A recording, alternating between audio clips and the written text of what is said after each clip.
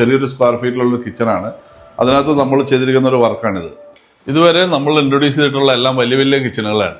ഇനി ഒരു ചെറിയ കിച്ചണിൽ നമുക്ക് മാക്സിമം സ്പേസ് എങ്ങനെ യൂട്ടിലൈസ് ചെയ്യുക എന്നുള്ളത് നിങ്ങളെ ഞാൻ കാണിച്ചു തരാം. ഇതിൽ നമ്മൾ പുൾ ഔട്ട്സ് കൊടുത്തിട്ടുണ്ട്. ഇതിനകത്ത് നമ്മളൊരു പ്ലെയിൻ ബാസ്ക്കറ്റ് കൊടുത്തു, വീണ്ടും ഒരു പ്ലെയിൻ ബാസ്ക്കറ്റ് കൊടുത്തു. ഇത് എല്ലാം പ്ലെയിൻ ബാസ്ക്കറ്റുകളാണ് കൊടുത്തിരിക്കുന്നത്. അപ്പോൾ നമുക്ക് കൺവീനിയൻ്റ് ആയിട്ട് എന്ത് ഐറ്റംസ് വേണമെങ്കിലും ഇതിനകത്ത് ഇടാൻ പറ്റും. ഇതിൻ്റെ സൈഡിൽ തന്നെ നമ്മളൊരു ഓയിൽ പുൾ ഔട്ട് കൊടുത്തിട്ടുണ്ട്. അപ്പോൾ നമുക്ക് വേണ്ട പൗഡേഴ്സ്, കാര്യങ്ങൾ, കറി പൗഡറുകളൊക്കെ വെക്കാനും ഓയിൽ വെക്കാനായിട്ട് ഓയിൽ പുൾ ഔട്ട് നമുക്ക് യൂസ് ചെയ്യാം. നമുക്ക് ആ കോർണർ യൂസ് ചെയ്യാവുന്ന രീതിയിൽ ഒരു ഷട്ടർ കൊടുത്തിട്ടുണ്ട്. വീണ്ടും നമ്മൾ അതിൻ്റെ സൈഡിൽ ഒരു കട്ട്ലറിയാണ് കൊടുത്തിരിക്കുന്നത്.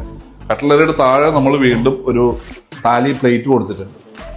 അപ്പോൾ ഈ ചെറിയൊരു സ്പേസിൽ തന്നെ നമുക്ക് വേണ്ട എല്ലാ കാര്യങ്ങളും നമ്മൾ ഇതിൽ കൊള്ളിച്ചിട്ടുണ്ട്. മുകളിൽ നമ്മൾ സിങ്കിന് നേരെ മുകളിലായിട്ട് ഒരു GTPT കൊടുത്തിട്ടുണ്ട്.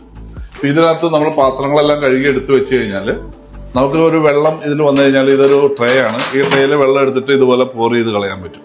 സൈഡിലെല്ലാം നമ്മൾ കൊടുത്തിരിക്കുന്നത് ഇതുപോലുള്ള ഡ്രോസ് ആണ് കൊടുത്തിരിക്കുന്നത്.